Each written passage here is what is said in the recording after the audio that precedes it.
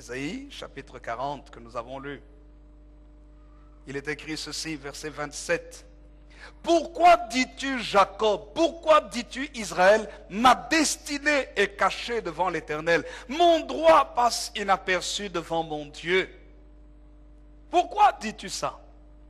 Le verset 28 nous dit, ne le sais-tu pas, ne l'as-tu pas appris? C'est le Dieu d'éternité, l'Éternel, qui a créé les extrémités de la terre. Il ne se lasse point, il ne se fatigue point. On ne peut sonder son intelligence. Il donne de la force à celui qui est fatigué et il augmente la vigueur de celui qui tombe en défaillance. Les adolescents se fatiguent et se lassent et les jeunes hommes chancellent. Mais ceux qui se confient en l'Éternel renouvellent leur force. Ils prennent le vol comme les aigles. Ils courent et ne se lassent point. Ils marchent et ne se fatiguent point. Alléluia. Béni soit le Seigneur. Qu'est-ce que nous voyons ici, frères et sœurs? Nous voyons ici que si nous devons croire en notre destinée, la destinée, c'est le programme que Dieu a fait pour ta vie. Tu as un plan merveilleux que Dieu a formé sur ta vie. Et la Bible dit clairement des projets de paix et non de malheur, pour nous donner un avenir et de l'espérance. Alléluia. La destinée, c'est l'ensemble des événements qui composent notre vie, la vie d'une personne. C'est très important d'entrer dans cette volonté souveraine que Dieu a pour nous. Ce que Dieu a pour nous comme volonté, c'est ce qui est bon, agréable et parfait. C'est ça la vie que Dieu veut pour toi. Une vie bonne, une vie agréable, une vie parfaite. C'est ce que Dieu veut pour toi. Et pour ça, pour croire en sa destinée, il est important de comprendre que Dieu est toujours Dieu. Alléluia. Il est toujours Dieu. Parfois, vous savez, il y a des problèmes qui arrivent dans la vie. Des gens qui t'en veulent, des difficultés, des choses qui ne marchent pas. Mais pourtant, tu sais en toi que Dieu a un programme pour ta vie. Parfois, le découragement arrive. Parfois, les gens sur lesquels tu t'appuies ne sont pas là. Parfois, c'est même ta santé. Mais malgré ça, Dieu a une destinée pour nous. Parce que Dieu est toujours Dieu. Alléluia. Quelqu'un peut dire un vrai amen. Vous savez, dans ma maison, nous sommes en train de passer des temps particuliers dans notre famille où mon épouse passe des temps difficiles dans sa santé. Mais nous avons vu que ce n'est pas parce qu'on passe des temps difficiles dans la santé ou dans la maladie ou qu'on se retrouve dans les hôpitaux ou qu'un enfant se retrouve à l'hôpital que Dieu ne reste pas Dieu. Il reste Dieu. Il est toujours Dieu. Alléluia. Il est toujours Dieu. Il reste toujours assis sur le trône. Alors il ne faut pas se révolter contre Dieu. Ça ne sert à rien. Dites à votre voisin, il ne faut pas se révolter contre Dieu. Ça ne sert à rien. Alléluia. Aujourd'hui où je vous parle, pendant que je vous parle ici, j'ai une fille à l'hôpital. Ma cadette est à l'hôpital. Mais ce n'est pas pour autant que Dieu n'est pas Dieu. Mon épouse ne se sentait pas bien. Elle devait être aussi hospitalisée. Le médecin lui a dit, on vous garde à l'hôpital parce qu'elle avait un problème d'équilibre. On ne comprenait pas pourquoi. C'est la première fois que ça lui arrive. Le médecin lui a dit, je vous garde. Et puis, mais on lui a permis de sortir quand même. Voilà. Mais vous savez ce qu'elle me disait hier? Elle a composé un chant extraordinaire. Mais c'était dans son temps de maladie. Ce chant-là, même les grands de la musique gospel, quand ils ont entendu le chant, ils ont dit, mais c'est qui celle-là? C'est une Américaine. C'est qui? Nous avons besoin de la rencontrer. Et puis elle me dit, est-ce il fallait passer par cette situation ici pour que les portes s'ouvrent de cette manière? C'est pourquoi la Bible dit, toutes choses concourent au bien de ceux qui aiment Dieu. Parfois tu peux passer un temps difficile, Mais tu ne sais pas que dans ce temps difficile, il y a une grande bénédiction que Dieu a pour toi. Il y a une grande richesse que tu es en train de prendre dans ce temps-là. Quelqu'un dit Amen. Dieu est toujours Dieu. Il est toujours assis sur le trône. Quelqu'un peut dire un vrai Amen. C'est pourquoi n'en veux pas à quelqu'un quand tu passes des temps difficiles. N'en veux pas à quelqu'un. Mais il y a des enseignements que Dieu est en train de te donner. Mais bien souvent, c'est que les hommes sont distraits, révoltés. Oh non, si Dieu était là, pourquoi est-ce que Dieu permet ceci? Pourquoi ceci? Pourquoi cela? Écoutez, frères et sœurs, Dieu est toujours Dieu. Il y a 2 ans de cela, mon épouse, en fait, dans ma maison, la maladie est venue frapper tout le monde. Je ne sais plus, ça a commencé d'abord par mon épouse, au mois de février, où elle chante un chant de victoire, le 8 février. Elle chante un chant terrible, je suis transporté, je suis touché. 2 jours après, le mardi, je l'amène à l'hôpital parce qu'elle ne sait pas marcher. Je la transporte à l'hôpital. Je l'amène aux urgences, ça n'allait pas. Les médecins commencent à donner des noms compliqués de maladies. On lui dit, vous ne saurez plus marcher. Paralysé. Et pour que vous puissiez remarcher un peu, il faut attendre peut-être 6 mois, mais vous serez comme un végétal. Ça, c'est ce que les hommes disent. Mais je dis, Seigneur, toi, tu dis quoi? Parce que Dieu reste toujours Dieu. Quel est le rapport que tu vas écouter? Le rapport des hommes ou le rapport de Dieu? Trop de gens écoutent ce que les autres disent. Oh, il a dit qu'il paraît que, vous savez, tel là, sa vie est ceci, telle fille là, telle soeur là, telle dame là, tel monsieur là, telle famille là. Et on dit, voilà, les gens ont dit, les gens ont dit, les gens ont dit, les gens ont dit, 1 million. Les gens ont dit, les gens ont dit, hein. Non! Les gens ont dit, les gens ont dit. Ok, les gens ont dit, mais Dieu dit quoi? Dieu dit quoi? Qu'est-ce que Dieu dit sur ta vie? Oh non, mais mon mari a dit que, ma femme a dit que, mes enfants ont dit que, oh tel là, ma famille a dit que. Ok, ta famille a dit que, mais Dieu dit quoi? C'est ça que tu dois rechercher. Mais quand mon épouse est arrivée dans cette situation, j'ai dit, Seigneur, qu'est-ce que toi tu me dis? Voici ce que les médecins disent, ce sont des grands messieurs, hôpital clinique universitaire, ce sont des chercheurs, ce sont des têtes. Ils disent que non, voilà, pour qu'elle puisse marcher un peu seulement, il faut 6 mois. Mais toi, tu dis quoi? Et je commence à attendre, j'attends, je dis, Seigneur, moi, je veux attendre ce que toi, tu me dis. Dieu parle d'une manière comme d'une autre. Il peut parler dans ton cœur. Il peut parler dans tes pensées. Il peut parler au travers de la Bible. Il peut te parler au travers de la bouche de quelqu'un. Il peut te parler dans les rêves et dans les songes. Donc tu dois être ouvert à toutes les façons de Dieu de parler. Il peut te parler pendant la prédication. Alors j'ai attendu la réponse de Dieu. Je dis, écoute Seigneur, tu vas me donner la réponse, que cette parole vienne de la bouche d'un médecin, de la bouche de quelqu'un d'autre, d'une recherche que je fais. Donne-moi une réponse. Et un jour, Dieu me parle dans un rêve. Et dans ce rêve, je vois ma femme en train de marcher. J'ai dit, oh, Seigneur, ça me suffit. Parce que tu m'as donné la réponse. Et je vais vous dire une chose. Quand j'ai vu ça, je n'ai pas vu. Quand je suis parti voir ma femme, mon épouse, elle était à l'hôpital, elle était couchée. Elle ne savait pas marcher. Est-ce que vous croyez que je suis revenu dire encore, Seigneur, pourtant tu m'as dit, mais regarde, elle est encore là. J'ai dit non. Je n'ai pas besoin, Seigneur, que tu me dises une 2e ou une 3e fois. Tu m'as dit une fois, je crois que ce que tu as dit, c'est ça, et ça va se réaliser. Point. Je n'ai pas eu besoin. Vous savez, quand vous avez une relation avec Dieu, et vous avez confiance en lui, vous savez que quand Dieu vous dit une chose, ce qu'il a dit, c'est ça. Et comme il a dit, ça va se réaliser. 3 semaines après, vous savez, j'ai sorti mon épouse en chaise roulante. En chaise roulante, je l'ai conduite en chaise roulante. Sortir en chaise roulante, la transporter pour la mettre dans la voiture, rentrer jusque chez moi et tout faire pour l'aider, pour l'amener dans la maison.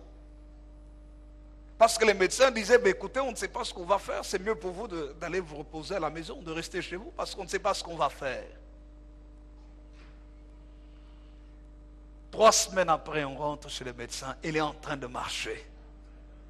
Alors qu'ils avaient dit 6 mois pour essayer de marcher. Et là, ils étaient étonnés. Des professeurs l'ont vu. Non, c'est pas possible. C'est pas possible. Quand Dieu dit, Dieu est Dieu. Alléluia! Nous pouvons acclamer le Seigneur ensemble, frères et sœurs. Il reste Dieu. Si Dieu te dit quelque chose, qu'il pleuve, qu'il vente, qu'il neige, ça va s'accomplir. Ne t'inquiète pas. Tu dois t'inquiéter plutôt de ta position par rapport à Dieu. Parce que si tu ne gardes pas ta position par rapport à Dieu, tu vas retarder ce que Dieu t'a promis. Les choses parfois sont retardées parce que Dieu a dit quelque chose et tu attends, ça n'arrive pas. Et puis tu quittes ton poste. Mais j'aime Habakkuk. Regardez ce qu'Habakkuk, qu'est-ce qu'il est écrit dans Habakkuk. Je vais lire très rapidement Habakkuk chapitre 2.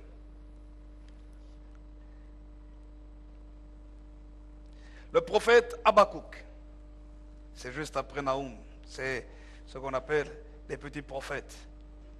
Habakkuk chapitre 2, je vais lire rapidement.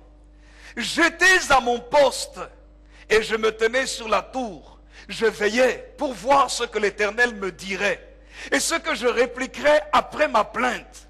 L'Éternel m'adressa la parole et il dit, écris la prophétie, grave-la sur les tables afin qu'on la lise couramment. Car c'est une prophétie dont le temps est déjà fixé. Elle marche vers son terme. Elle ne mentira pas. Si elle tarde, attends-la. Car elle s'accomplira certainement. Voici son âme s'est enflée, elle n'est pas droite en lui, mais le juste vivra par sa foi. Voyez frères et sœurs, qu'est-ce qu'Habakkuk? Il est écrit d'Habakkuk. Où est-ce qu'il était Habakkuk? Habakkuk n'était pas errant. Il n'était pas à gauche, à droite, malgré qu'il se plaignait. Il a dit, Seigneur, mais regarde, voici les problèmes que nous avons. Où es-tu, Seigneur? Regarde un peu les situations dans lesquelles nous sommes en train de vivre. Seigneur, n'est-ce pas que tu vois le mal qui est en train de se produire? Que le méchant est en train de dévorer celui qui est plus juste que lui. Est-ce que tu vas te taire, Seigneur? Habakkuk posait des questions, Seigneur. Mais j'aime Habakkuk parce qu'il était à son poste. Dites à votre voisin, à son poste. Il faut être au bon endroit. Malgré les difficultés, il faut être là où il faut être.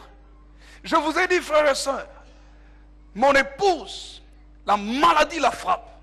Je l'amène à l'hôpital, écoutez-moi bien. Je la sors de l'hôpital. Quelques jours après, 2 jours après. 2 jours après, c'est un de mes enfants qui est malade. Je dois l'amener à l'hôpital. Mon épouse, à la maison, malade. Mon autre enfant à l'hôpital et je dois passer toutes les nuits à l'hôpital. L'enfant sort de l'hôpital. Je crois 1 jour ou 2 jours après. Un autre, je dois l'amener aussi aux urgences, à l'hôpital.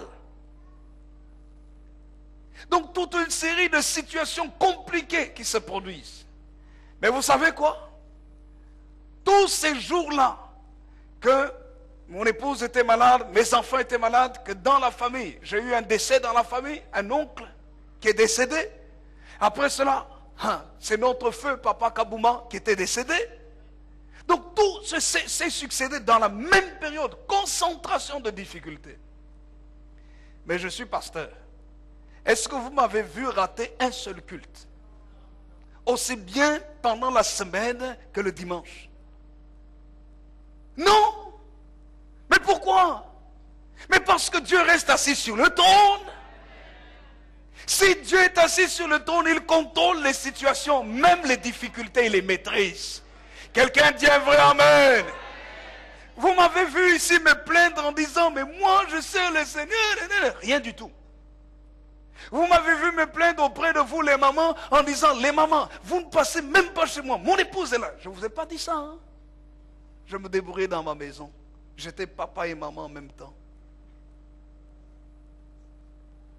Je n'ai pas dit une grande église comme ça. Je n'ai pas dit ça. Mais parce que ce que tu peux faire, fais-le. Ça ne sert à rien d'avoir des histoires dans son cœur. Si personne ne t'aide, parfois je dis ça à certains frères qui se plaignent. Je dis toujours, écoute, si quelqu'un ne veut pas faire la chose, toi si tu as la force de le faire, fais-le. Et que ton cœur soit libre. Ne va pas avoir des soucis dans le cœur à cause de quelqu'un. Quelqu'un dit amen. Pourquoi est-ce que je vais diminuer une partie de ma vie à cause de quelqu'un? Parce que quand tu as trop de soucis, tu es en train de détruire ta santé. Quand tu as trop de soucis, ça crée des ulcères à l'estomac. Ça produit l'acide gastrique. L'acidité augmente dans l'estomac. Et c'est comme ça que certains ont des trous, des blessures dans l'estomac, ont des ulcères. Et c'est dangereux les ulcères d'estomac. Certains ont l'augmentation de l'acidité qui brûle même l'œsophage. Et certains peuvent sentir comme des étouffements, comme des crises cardiaques. Mais ce n'est pas des crises cardiaques, c'est l'acidité qui monte. Mais ils ont l'impression qu'on est en train de serrer le cœur. Les soucis. Tu vas mourir de soucis à cause de quelqu'un. Quelqu'un ne ramasse pas la chose. Il peut la ramasser, il a la capacité de le faire. Tu lui as dit une fois, 2 fois, 4 fois. Mais ne te mets pas dans tous tes états. N'aie pas une crise cardiaque à cause de lui. Fais-le. Fais-le. S'il ne le fait pas, ne garde rien. Fais-le. Moi, c'est la résolution que j'ai prise dans l'église. Quand quelqu'un ne veut pas faire une chose, ce n'est pas un problème. Je sais que Dieu trouvera tôt ou tard la solution. Tôt ou tard. Alors je veux vivre dans la paix, la tranquillité dans mon cœur. Et c'est ce que Dieu veut avec nous. Parce qu'il est toujours assis sur le trône. Quelqu'un dit amen. Si tu sais que Dieu te contrôle les situations, tu ne vas pas t'inquiéter. Parce que tu sais que même si tous t'abandonnent, lui ne t'abandonne pas. Un jour il se souviendra de toi. Et un jour il mettra ce qu'il faut en place pour te montrer qu'il est toujours assis sur le trône. C'est important de saisir ça. Et quand tu saisis ça, tu es tranquille. Quand tu saisis ça, tu apprends à être agréable. Même avec les gens qui ne font pas ce que tu souhaiterais. Mais tu es détendu parce que tu n'as rien dans ton cœur contre eux. Tu les salues. Bonjour, ça va? Ah ben ça va. Tu es gentil avec eux. Mais tu ne vas pas être... Non, ce n'est pas nécessaire. Tu es en train de ronchonner pour rien. Et pendant que tu ronchonnes, comment veux-tu écouter, entendre la voix de Dieu? Parce que la Bible dit, faites toutes choses sans murmure, ni précipitation. Si tu murmures, tu fais du bruit, et Dieu veut te parler dans le silence du cœur, dans la quiétude du cœur, mais tu ne peux pas entendre. Parce que la Bible dit, vous savez où est notre force? La Bible dit, c'est dans le calme et la confiance que sera votre force. Le calme, ça ne sert à rien de s'agiter. Dites à votre voisin, ça ne sert à rien de s'agiter. Dites-lui, c'est dans le calme et la confiance que sera ta force. La confiance en Dieu. Alléluia. C'est ce qui est écrit. Dieu dit, pourquoi? Dans Ésaïe, je vais aller vite pour pouvoir terminer. Ésaïe, chapitre 40. Vous voyez ce que Dieu a dit. Je reviens d'abord à Habakkuk avant d'aller à Ésaïe. Ésaïe, ce qu'Habakkuk était à son poste. Et comme il était à son poste, comme il se tenait sur la tour, comme il veillait, Dieu lui a parlé. Dieu lui a dit non, attends. Ce que je t'ai promis là, ça va s'accomplir. Dites à votre voisin, quand la chose que Dieu t'a promise n'arrive pas tout de suite, attends-la et fais ce que tu dois faire.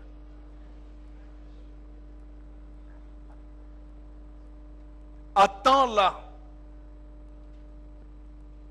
Quelqu'un dit amen. Quelqu'un peut dire un vrai amen. Béni soit le Seigneur.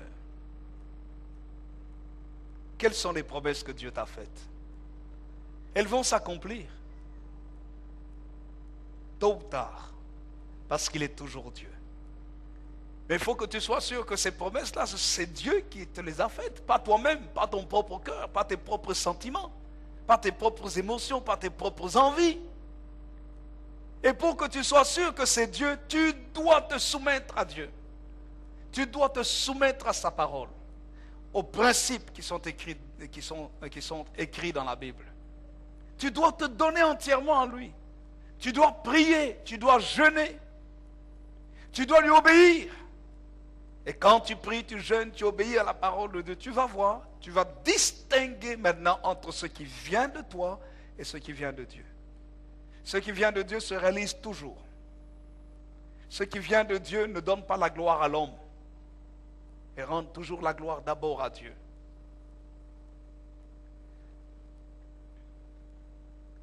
Ésaïe,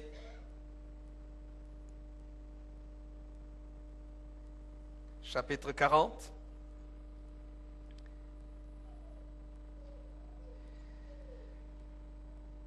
Le verset 28 donc nous dit: ne le sais-tu pas, ne l'as-tu pas appris? C'est le Dieu d'éternité, l'Éternel, qui a créé les extrémités de la terre. Il ne se fatigue point, il ne se lasse point. On ne peut sonder son intelligence. Voilà pourquoi j'aime Dieu. Parce que je sais une chose, il ne se fatiguera jamais de moi. Dieu ne se fatiguera jamais de toi. Jamais. Vous savez, nous pouvons nous fatiguer des hommes parce qu'ils ont fait telle erreur. Mais Dieu ne se fatiguera jamais de nous. C'est pour ça que dans la Bible, il y a l'histoire de l'enfant prodigue. Il a reçu les biens de son père. Il est parti vivre dans la débauche avec les gens de mauvaise vie. Pardon. Avec les prostituées. Il a tout dépensé. Mais vous savez, malgré qu'il vivait dans toute cette sale vie, son père l'attendait toujours. C'est Dieu qui attend toujours le retour de ses enfants. Mais son frère, son grand frère n'était pas content. Quand maintenant le petit qui avait tout dépensé revient à la maison, il dit: non, je veux être traité ne fût-ce qu'un main domestique de mon père, parce que je ne suis plus digne d'être appelé son fils. Mais il revient humblement et sincèrement. Il ne vient pas avec orgueil, en disant: de toute façon c'est mon père, c'est lui qui m'a mis au monde, il est responsable de moi. Non, il vient avec beaucoup d'humilité. Il dit: père, je ne suis plus digne d'être appelé ton fils, parce que j'ai péché contre le ciel et contre toi. Traite-moi comme l'un de tes mercenaires. Et son père, quand il le voit venir au loin, il court vers lui. Vous voyez, avant que le fils n'arrive, son père court vers lui. Ça, c'est Dieu qui nous attend toujours. Non seulement ça, frères et sœurs, mais le père dit qu'on lui donne de nouveaux vêtements. C'est le Seigneur qui restaure notre dignité lorsque nous l'avons perdue. Qu'on lui mette l'alliance au doigt. C'est Dieu qui restaure notre alliance avec lui. Et qu'on tue le veau gras pour lui. C'est Dieu qui fait la fête lorsque nous revenons à lui. Il dit: car mon fils, que voici, il était mort, il est revenu à la vie. Il était perdu, mais il a été retrouvé. Mais vous savez quoi? Son autre frère, quand il est arrivé, il a entendu les chants. Il dit: mais comment ça? Qu'est-ce qui se passe? Il pose la question au serviteur.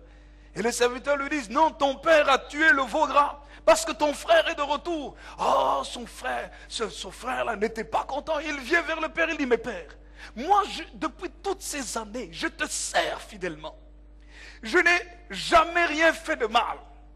Tu n'as jamais tué même un chevreau pour moi, pour que je me réjouisse avec mes amis.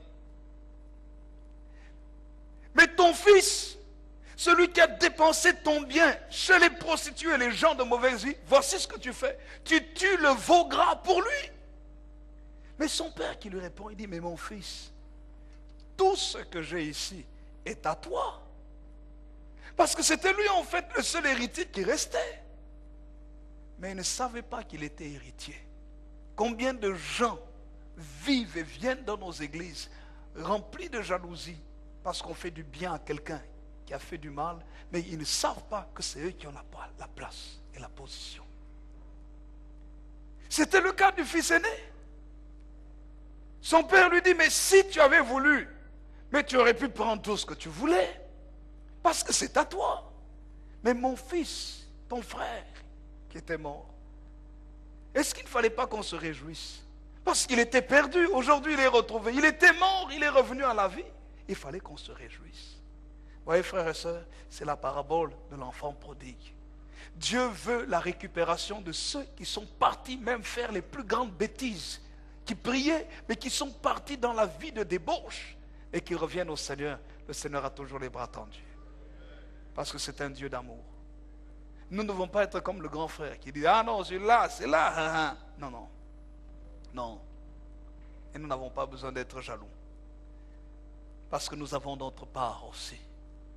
Alléluia. Le grand frère avait toute sa part. Frères et sœurs, il faut croire en ta destinée. Dieu te donnera la force d'entrer dans ta destinée. C'est ce que nous voyons dans le verset 29 jusqu'au verset 31. Il est écrit, mais il donne la force à celui qui est fatigué. Et il augmente la vigueur de celui qui tombe en défaillance. Les adolescents se fatiguent et se lassent, et les jeunes hommes chancellent. Mais ceux qui se confient en l'Éternel renouvellent leur force.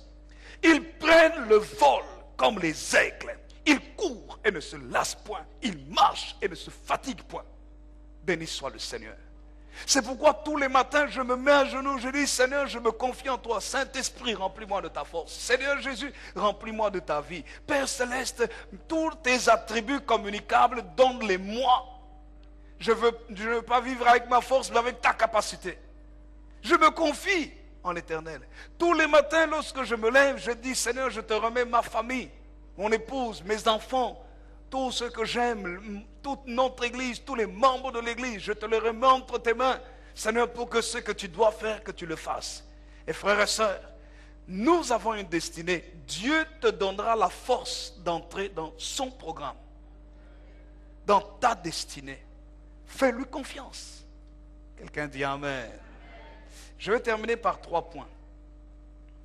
Écoutez. Avant de terminer, il faut comprendre qu'il y a des conditions.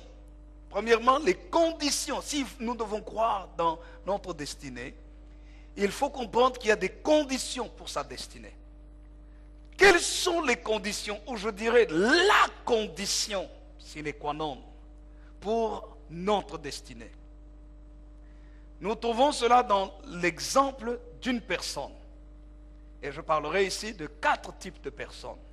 3 types de personnes pour terminer. Le premier type de personne, et nous voyons qu'il y a des conditions. Nous le trouvons dans l'histoire de Zachée, dans l'évangile de Luc, au chapitre 19. On nous parle de l'histoire de Zachée à partir du verset 1er jusqu'au 10e verset. J'aime cette histoire que je vais lire très rapidement.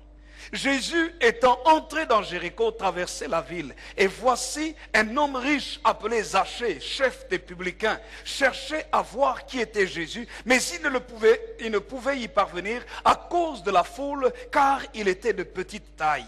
Il courut en avant et monta sur un sycomore pour le voir, parce qu'il devait passer par là. Lorsque Jésus fut arrivé à cet endroit, il leva les yeux et lui dit, Zachée, hâte-toi de descendre, car il faut que je demeure aujourd'hui dans ta maison. Zachée se hâta de descendre et le reçut avec joie. Voyant cela, tous murmuraient et disaient, il est allé loger chez un homme pécheur.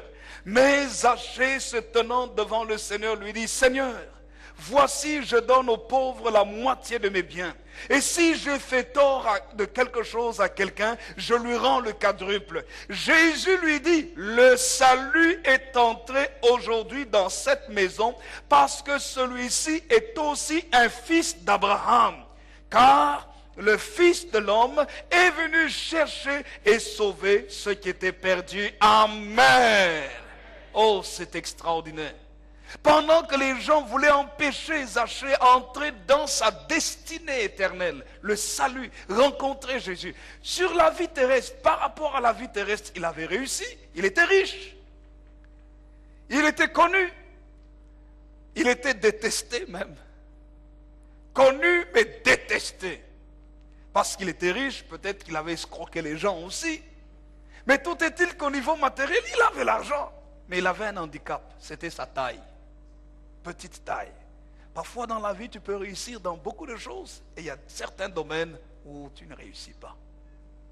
Mais même si ce domaine-là dans lequel tu ne réussis pas, est comme un frein pour t'empêcher d'entrer dans ta destinée, il faut connaître les moyens, nous avions parlé de cela, qui te permet de surmonter ton handicap. Ton handicap. Alléluia. Quelqu'un dit un vrai amen. Je disais à un de mes enfants, je le disais, tu sais, c'est le travail qui te permet de réussir. Quels que soient les moyens que tu as. Et je lui disais, à ton avis, comment est-ce que quelqu'un peut arriver, cette personne qui n'a pas de bras, arriver à peindre, à écrire avec sa bouche, à faire de très belles peintures avec sa bouche, plus que les plus belles peintures que ceux qui ont les deux mains. Mais c'est parce que cette personne a travaillé. Je dis encore, comment est-ce que tu peux expliquer que quelqu'un qui n'a pas de bras joue au piano avec ses pieds, plus que quelqu'un qui a ses deux mains? Mais c'est parce que cette personne a travaillé. Comment est-ce que tu peux expliquer qu'une femme qui n'a pas de bras sache s'occuper de son enfant, langer l'enfant, nourrir l'enfant, prendre l'enfant, la transporter dans son lit? Comment? Mais cette personne a un handicap. Mais elle a su surmonter son handicap. C'est ce que la Bible nous apprend. Zachée avait une petite taille qui l'empêchait de voir Jésus, parce que tout le monde le bloquait. Mais il a vu un arbre. Il dit non, je ne peux pas rater Jésus.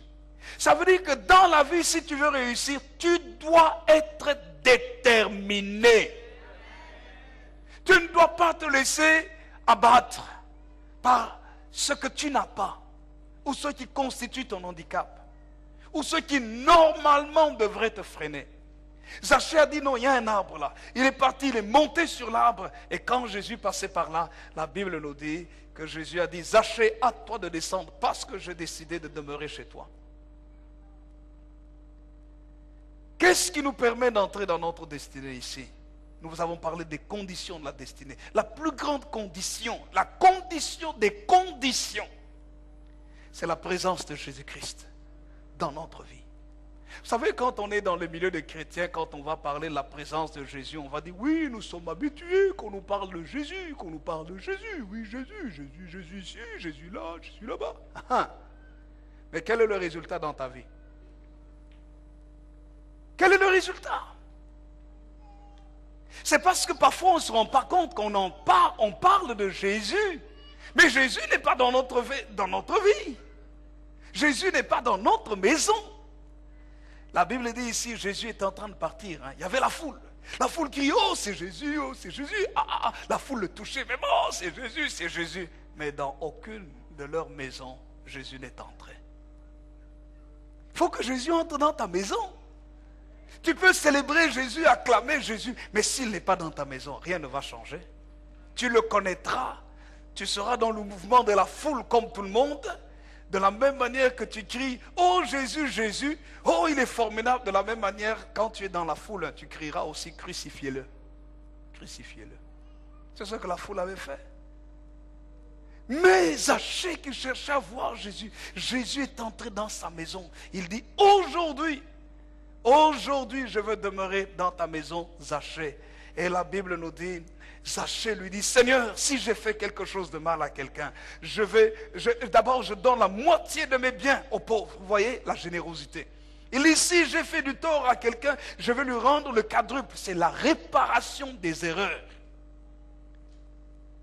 Et parce qu'il a eu une démarche nouvelle, la présence de Jésus dans notre vie nous amène à rectifier les erreurs.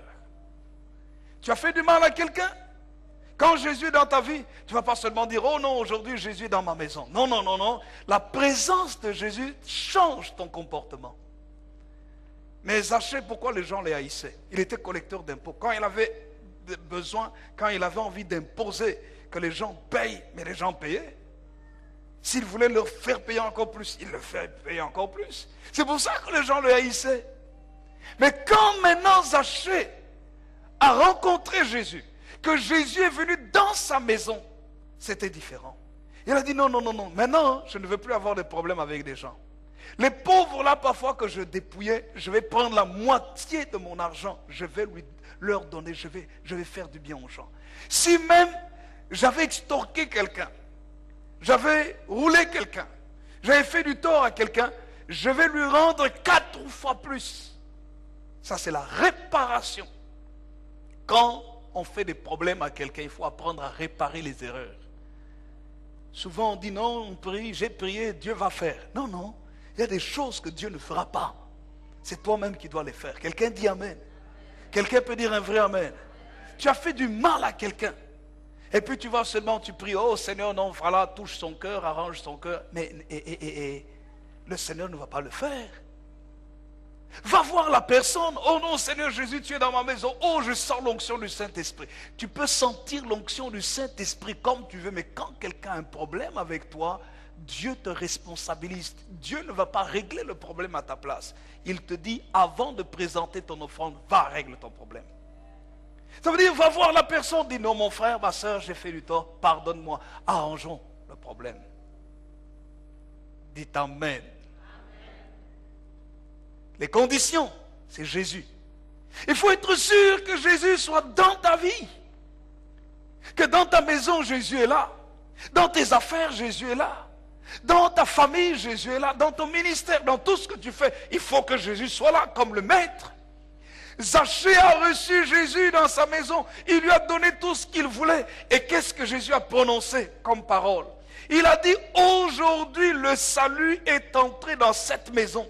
Parce que celui-ci est aussi fils d'Abraham. 2 choses que Jésus est en train de lui dire. Jésus lui dit, Zachée, aujourd'hui, ta relation avec le ciel est dégagée complètement. Tu es un enfant du ciel. Le salut est entré dans ta maison. Ça veut dire que Zachée a sa place au ciel, la bénédiction devant Dieu. Son nom s'inscrit dans le ciel. Et Jésus dit ensuite aussi, parce que celui-ci est aussi fils d'Abraham. Qu'est-ce qu'il est en train de dire? Il est en train de garantir à Zachée la vie matérielle sur la terre. Comme Abraham avait été béni financièrement, matériellement sur la terre, pourtant Zachée dit, je vais prendre la moitié de mes biens, je vais le donner. Si j'ai fait du mal à quelqu'un, je vais lui rendre 4 fois plus. Les gens pensent que quand on donne au Seigneur Jésus, on s'appauvrit. Mais Jésus dit non. Celui-ci aussi est fils d'Abraham. Jésus est en train maintenant de réorienter la bénédiction de Zachée. Au lieu que ce soit ce qu'il avait produit de lui-même dans son travail, dans ses efforts, Jésus est en train de dire maintenant les promesses que Dieu avait faites à Abraham, Zachée, ces promesses sont là pour toi aussi. Ça veut dire que Dieu lui-même se place comme garant de la protection de la richesse matérielle de Zachée. Quand Dieu est le garant de ta vie matérielle, mais tu peux dormir tranquille. Hein? Même si ton compte en banque, il n'y a rien, tu te soucies pas. Le lendemain matin, tu te lèves, tu dis, je ne sais pas d'où l'argent va venir, mais ça va venir. Parce que mon Dieu, c'est lui qui est le garant de ma vie matérielle. Et tu vois que l'argent arrive. Et ton problème est réglé. Zachée, Dieu, le Seigneur Jésus a garanti sa vie matérielle. Il faut que Jésus garantisse ta vie matérielle et financière. Quelqu'un dit amen. Deuxièmement, il faut avoir l'audace d'oser pour entrer dans sa destinée. Dites à quelqu'un, il faut oser. Il faut oser. Il faut avoir l'audace. Vous prenez les références et lisez ce texte. Dans 2 Rois, au chapitre 7, le verset 3 à 11, nous parle de 4 lépreux. Des hommes malades à cause de la lèpre, qui vivaient dans une ville où il y avait la crise pour tout le monde. La crise était forte à tel point qu'il y avait même le cannibalisme dans le pays. La crise sur la terre viendra pour tout le monde. Mais pour ceux qui savent croire dans les promesses de Dieu et qui croient que malgré les crises, Dieu a une destinée pour nous. Ils vivront la différence. Écoutez-moi bien, même s'ils sont rejetés par les hommes. Les lépreux étaient des gens exclus de la société à cause de leur état de santé. Et ces 4 lépreux qui vivaient à l'entrée de la porte de Samarie se sont dit l'un à l'autre dans 2 Rois chapitre 7. Il dit, quoi, resterons-nous ici jusqu'à ce que nous mourions? Il dit, si nous songeons à entrer dans la ville, la famine est dans la ville et nous y mourrons. Et si nous restons ici, nous mourrons également. Alors qu'est-ce qu'ils ont dit? Allons nous jeter dans le camp des Syriens. Si nous laissent vivre, nous vivrons. Si nous font mourir, nous mourrons. Alors ils sont partis. Mais quand ils sont partis, frères et sœurs, ils ont osé partir. La Bible dit que quand ils sont arrivés au camp des Syriens, tout était vide, il n'y avait personne. Leurs ennemis avaient tout laissé. Et la parole de Dieu nous dit dans quelles conditions cela s'était produit. Le verset 6 de 2 Rois 7 nous dit ceci. Le Seigneur avait fait entendre dans le camp des Syriens un bruit de chars et un bruit de chevaux, le bruit d'une grande armée. Et ils s'étaient dit l'un à l'autre, voici le roi d'Israël a pris à sa solde contre nous, les rois des Hétiens et le roi des Égyptiens pour venir nous attaquer. Et ils se levèrent et prirent la fuite au crépuscule, abandonnant leurs tentes, leurs chevaux, leurs ânes, le camp tel qu'il était, et ils s'enfuirent pour sauver leur vie. Les lépreux étant arrivés à l'entrée du camp pénétrèrent dans une tente, mangèrent et burent, et en emportèrent de l'argent et de l'or et des vêtements qu'ils allèrent cacher. Ils revinrent, pénétrèrent dans une autre tente, et en emportèrent des objets qu'ils allèrent cacher. Puis ils se dirent l'un à l'autre, nous n'agissons pas bien. Cette journée est une journée de bonnes nouvelles. Si nous gardons le silence, et si nous attendons jusqu'à la lumière du matin, le châtiment nous atteindra. Venez maintenant et allons informer la maison du roi. Et ils partirent et ils appelèrent les gardes de la porte de la ville auxquels ils firent ce rapport. Nous sommes entrés dans le camp des Syriens et voici, il n'y a personne. On n'y entend aucune voix d'homme. Il n'y a que des chevaux attachés et des ânes attachés et les tentes comme elles étaient. Alléluia. Et les gardes sont partis, ont transmis le rapport. Écoutez-moi bien. Ces hommes ont osé. Ils ont dit, si nous restons dans notre position ici, nous allons mourir. Si nous allons dans la ville, là aussi, il y a la famine, nous allons mourir. Mais nous savons qu'il y a nos ennemis qui sont là. Les Syriens, là où se trouve le danger, là. Nous allons aller chez eux. Si ils nous tuent, nous mourrons. Mais s'ils nous laissent vivre, nous vivrons. Et la Bible dit qu'ils partent, les 4 lépreux. Pendant tout ce temps, tous étaient enfermés dans la ville, tous avaient peur. Parce que c'était un siège de guerre. Alors quand les lépreux arrivent, qu'est-ce qui se passe?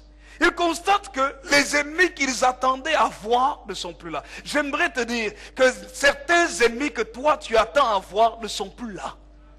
Parce que Dieu les a déjà fait fuir. Et ils sont arrivés, ils se sont rendus compte, ben non, il n'y a personne. Ils ont commencé à ramasser l'or, l'argent. Ils ont commencé à manger, ils ont mangé des vêtements, des choses qu'ils n'avaient pas. Ils ont eu en abondance, ils sont partis, ils ont caché. Ça veut dire remplir son compte en banque. Ils ont rempli, puis ils ont dit non, nous ne pouvons pas continuer comme ça. Nous ne pouvons pas être des égoïstes. Vous voyez, on revient à la générosité. Nous devons aller dire à ceux qui souffrent aussi, nous avons trouvé un filon extraordinaire qui peut nous faire vivre. Venez aussi. Frères et sœurs, ces gens ont eu l'audace d'oser pour entrer dans leur destinée. Ils sont entrés dans leur destinée. La mort était à la porte. Mais ils ont dit non, nous devons bouger. Dites à quelqu'un, il faut bouger. Alléluia. Il y a des choses, tu dois bouger, tu dois te lever. Si tu ne te lèves pas, ça ne viendra pas à toi. Dieu avait fait entendre le bruit de la cavalerie. Tout était là.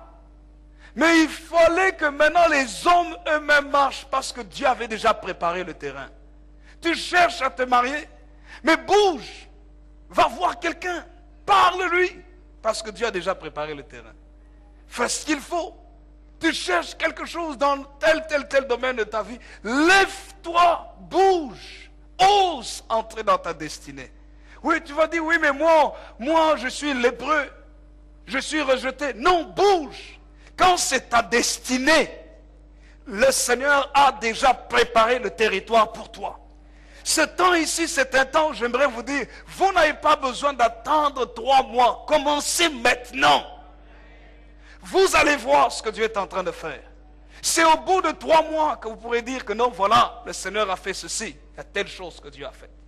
Et je termine. Il faut prendre les bonnes décisions pour nous maintenir dans la bénédiction de notre destinée. Quelle est la bonne décision? La bonne décision, c'est le vœu de Jacob.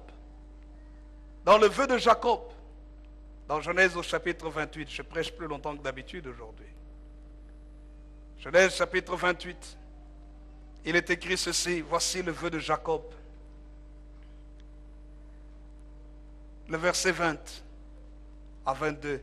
Jacob fit un vœu en disant, si Dieu est avec moi et me garde pendant ce voyage que je fais, s'il me donne du pain à manger et des habits pour me vêtir, et si je retourne en paix à la maison de mon Père, alors l'Éternel sera mon Dieu. Dites à votre voisin, je dois prendre la décision que Dieu soit mon Dieu.